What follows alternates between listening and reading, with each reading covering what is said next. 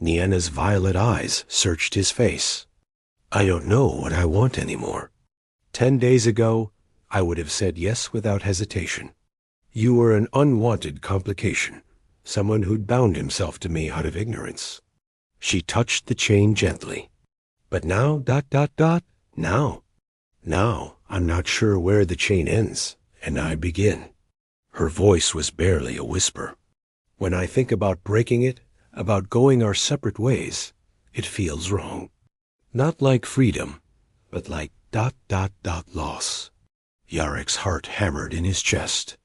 Nienna, Don't, she interrupted, but her hand found his. Don't say anything we can't take back. Not yet. Let's get out of this cave first, find our way back to camp. Then we can decide what to do about the chain. They climbed out of the cavern together, the damaged link rattling with each movement. By the time they reached their camp, the sun was setting, painting the sky in shades of purple and gold. Nienna sat by the fire, examining the weakened link with the small blade she'd kept from their escape. I could break this now, she said. One good twist, and we'd be free. Yarek sat across from her, his heart in his throat. What are you waiting for?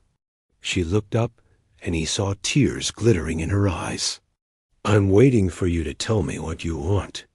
Not what you think I want, not what honor or duty demands. What do you, Yarek Was, actually want?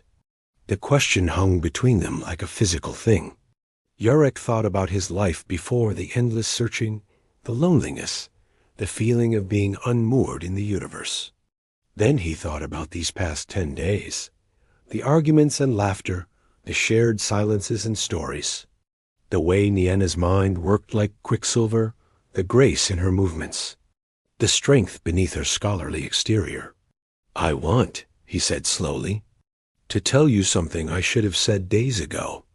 I don't care about the blood oath, Nienna. I don't care about Valder's law or tradition.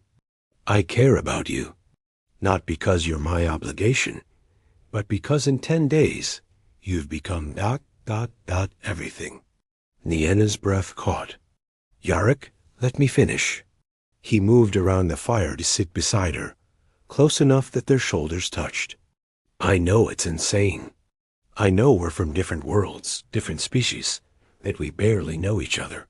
But I also know that when I think about breaking that chain and watching you walk away, it feels like dying. So no, I don't want to be free.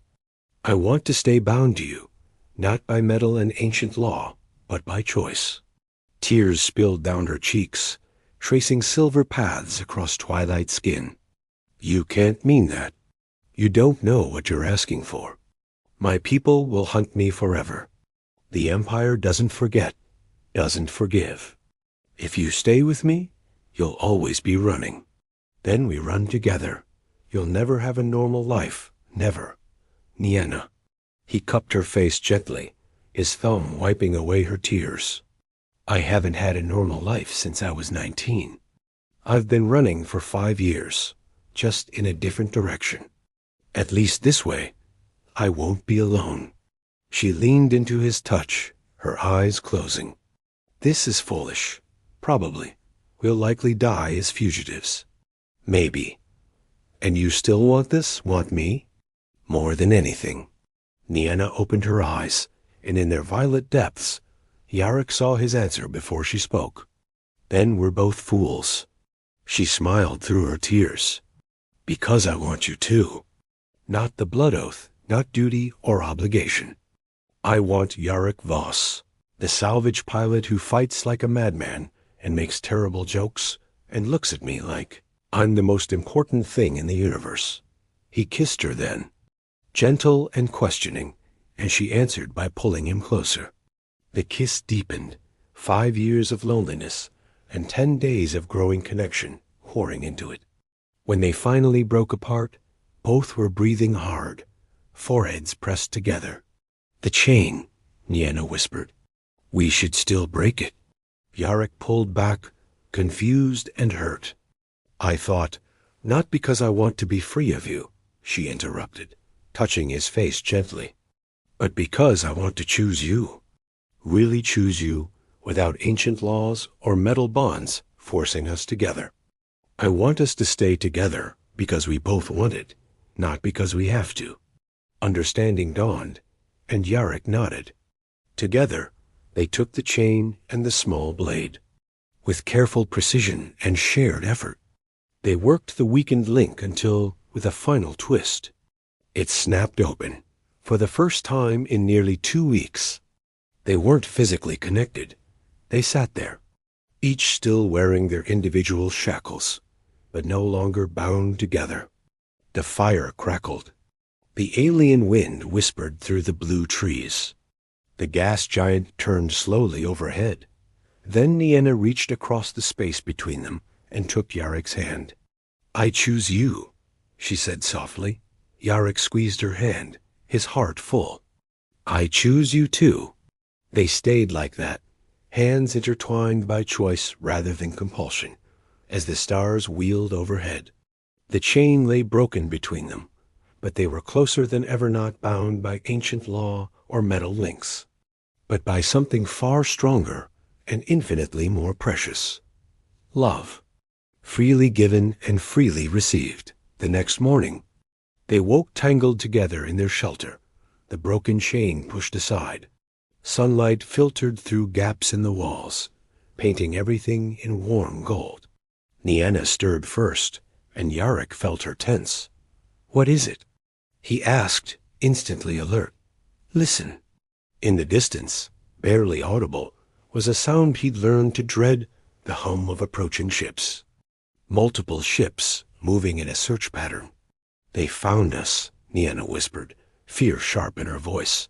Yarrick was already moving, pulling on his boots. "How long do we have?" "Minutes, maybe." The Farstrider's signature, they must have been tracking it. They scrambled to gather their few possessions, moving with the coordination they'd developed over days of being chained. But now, unchained, Yarrick realized something profound. They still moved as one, still anticipated each other's actions, still worked in perfect synchronization. The chain had broken, but the bond remained. "The caves," Nienna said suddenly. "The ones we fell into, they had multiple passages. If we can reach them before the ships land, it's our only chance." They ran, hand in hand, toward the cave system. Behind them, the whine of landing craft grew louder. Valdris hunters, come to collect their escaped prisoner and eliminate the human who dared invoke their sacred law. As they plunged into the cave's darkness, Yarrick squeezed Nienna's hand. Whatever came next, they'd face it together.